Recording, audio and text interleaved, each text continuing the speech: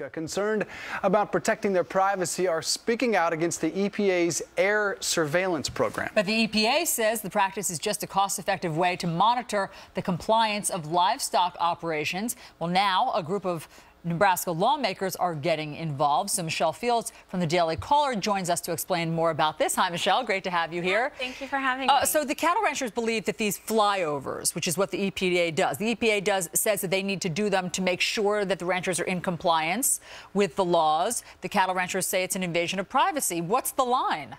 Well, the thing is a lot of people are wondering, where do they get the authority to do this, right? They don't have probable cause. They don't have a warrant. So 5 congressmen have gotten together and they're demanding answers to questions. How long have they been doing this? Where are they doing it? And where did they get the authority to do this? Because this is such an invasion of privacy. They're monitoring and taking photos of these ranches, but a lot of times these ranches are right in people's backyards where children play, where families relax.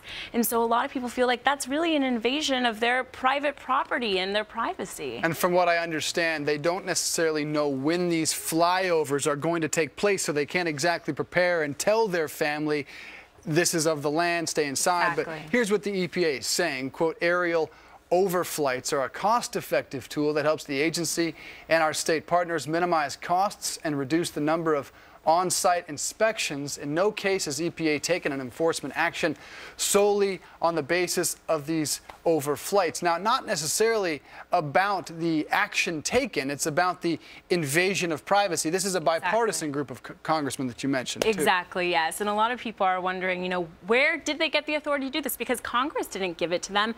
And a lot of people are worried that, they're enforcing the rules simply by what? A picture that was taken high in the sky. What about on-site visits? How do they know that this pollution is really happening just simply from a picture? Right. Well, their argument is that they don't base any of the punishment. It's simply on a picture. So Well, right. I mean, I think that what they say is that, obviously some of these ranches are hundreds, thousands of acres. How can they cover them all? They need to fly over for cost effectiveness. Here's what the Nebraska Cattlemen's Association says. They say even if it's not there, the EPA's primary focus, you still have privacy rights in your home.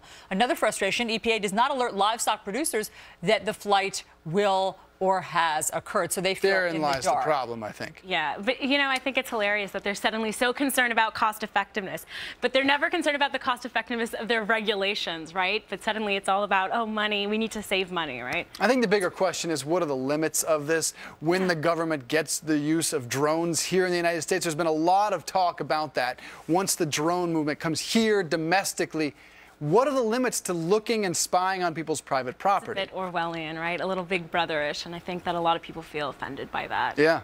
All right, Michelle Fields, you're from the Daily Caller. Thanks so much for coming in. Thank you for having me.